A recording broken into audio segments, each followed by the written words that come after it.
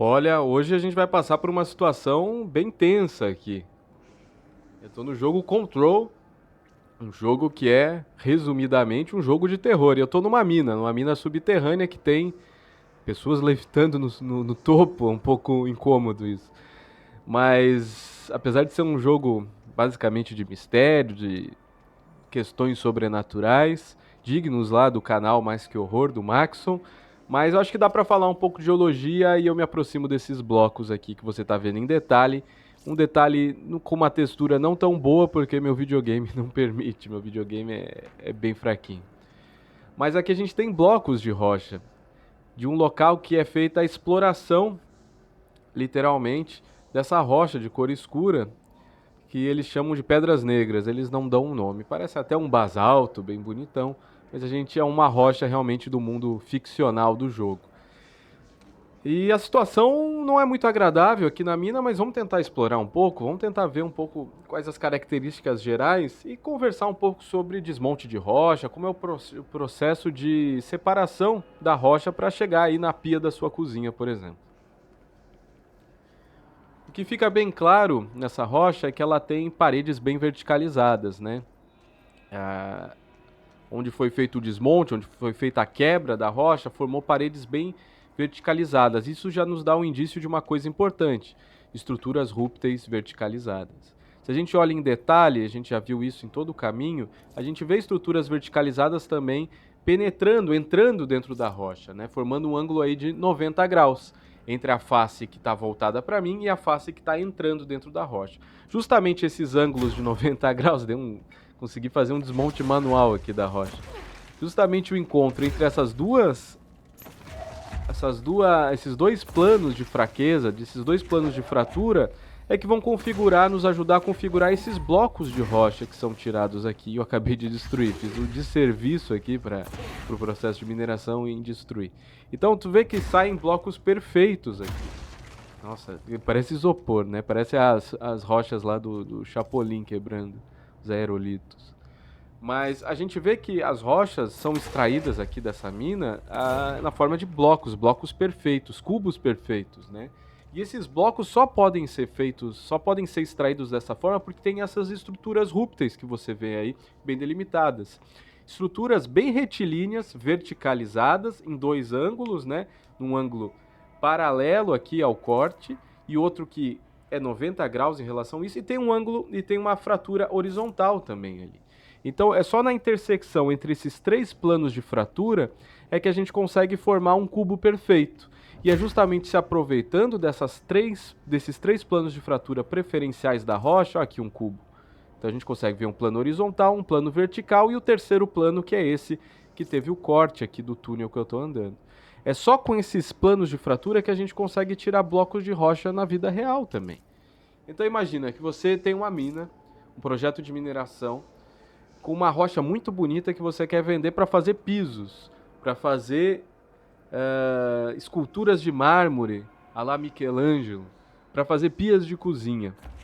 Você não pode que suas rochas, quando você faça o desmonte, quando você tire do afloramento rochoso, saiam todas esmigalhadas, saiam todas quebradas. Então você tem que procurar quais são os planos de fraqueza presentes naturalmente nessas rochas, os planos de fratura, que é o que a gente vê bem aí verticalizados. A gente já viu que tem três planos preferenciais de fratura nessas rochas que se encontram em 90 graus, formando um cubo perfeito. E é justamente mapeando esses planos de fratura que a gente vai fazer o desmonte, a gente vai fazer a retirada dos blocos de rocha. Esses blocos têm que ser o maior tamanho possível, né?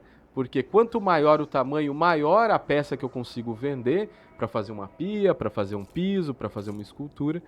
E para fazer isso eu preciso conhecer bem as minhas fraturas. Essa luz está me incomodando um pouco. Vamos ver se eu consigo apagar ela. Acho que não. Só consegui deixar o clima de terror pior aqui com uma luz piscando. Mas aqui a gente tem os blocos bem formados e eles só podem ser tirados assim por causa de um trabalho cuidadoso de mapear essas estruturas de rocha. A gente vê algumas texturas verticalizadas que são paralelas a esses planos de fratura, mas o que predomina são esses três planos de fratura. Aqui aconteceu uma coisa engraçada, que eu quebrei a rocha e simplesmente a de cima ficou levitando. Digno lá do Chapolin, mais uma vez, os aerolitos, né? Os aerolitos faziam eles voarem pelo céu naquele episódio de Chapolin, que já faz uns bons 10 anos que eu não assisto, talvez. Mas tá aí na memória, tu vê como essas coisas ficam na nossa memória. Então o desmonte de rocha não pode ser assim como eu acabei de fazer, esmigalhando, quebrando a rocha de qualquer jeito. Se você tem um projeto, uma mineração, você tem que quebrar a rocha de uma forma que ela possa ser usada com a maior peça inteira possível. Isso em termos de rocha ornamental, claro, rochas que você quer usar para decorar a sua casa, para decorar um museu, para decorar lugares chiquésimos. Rochas caras, rochas, pisos, pedras brutas mais caras aí usadas como rocha ornamental, elas vão ser mais caras devido ao caráter de raridade delas. É uma questão de moda, que não é tão diferente da moda de roupas, né? Então a gente tem modas relacionadas com rochas ornamentais e não seria diferente nesse mundo. E claro, se tua rocha é valiosa, se ela está na moda, você quer que ela quebre o mínimo possível. Então você vai ter que ter muito, muito, muito cuidado com as estruturas rúpteis, né? Com as estruturas, com as fraturas que compõem essa rocha para tirar o maior bloco possível e assim poder serrar ele, criar lâminas de rocha perfeitas, sem fraturas, sem quebras no meio e assim tu poder vender por um bom valor. Aqui a gente encontra mais mineradores em um estado insalubre de trabalho.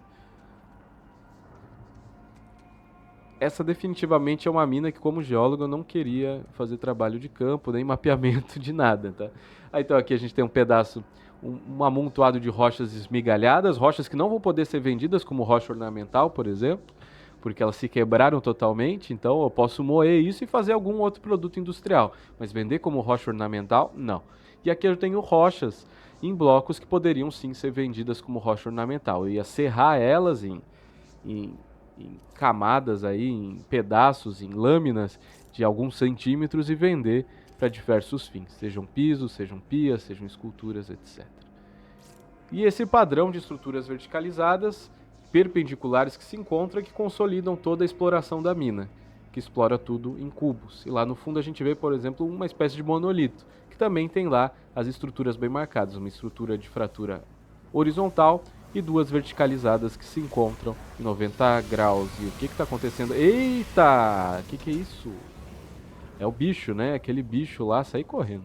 Ele quis nem saber, quis nem ver de perto o que é esse bicho. Esse é o tal do ruído aí, né? Eu nem vou falar muito do jogo para não dar spoiler, isso aqui já é meio no meio do jogo. Tentar me focar aqui nas rochas, mas com certeza o clima que já não era bom ficou pior. Ficou pior ainda para falar de rochas. Mas o que eu queria mostrar para vocês basicamente é isso. Ó, aqui tem, precisamos de lâminas de diamante adicionais para ontem, de fio contínuo dessa vez, para ter cortes limpos que o pessoal da pesquisa quer. Essas pedras são duras, né? A gente está usando lâminas como se não houvesse amanhã. Então eles precisam de lâminas de diamante para fazer esse corte perfeito das rochas em cubos que a gente está vendo aqui. E é justamente esse documento nos comprova tudo aquilo que a gente vinha falando até aqui.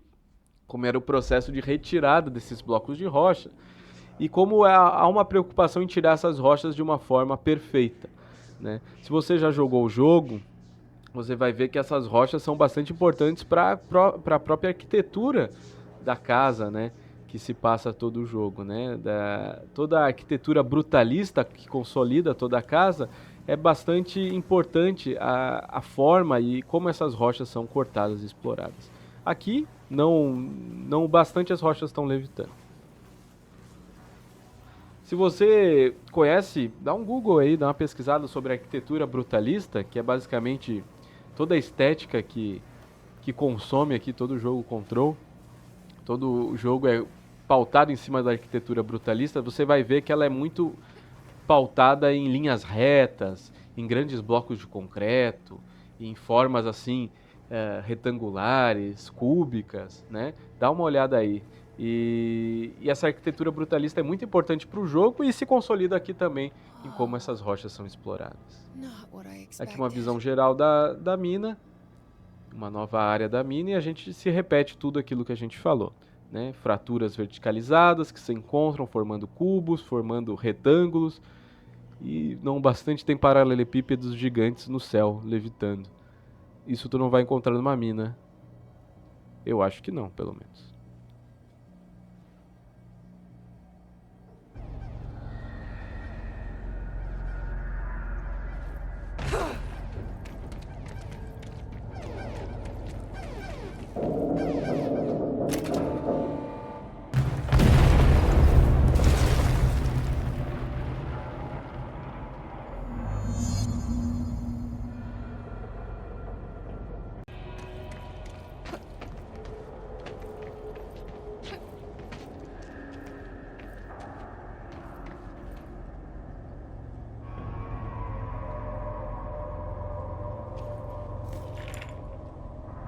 And there it is, right where you led me. The HRAs, the prisms, they mean something to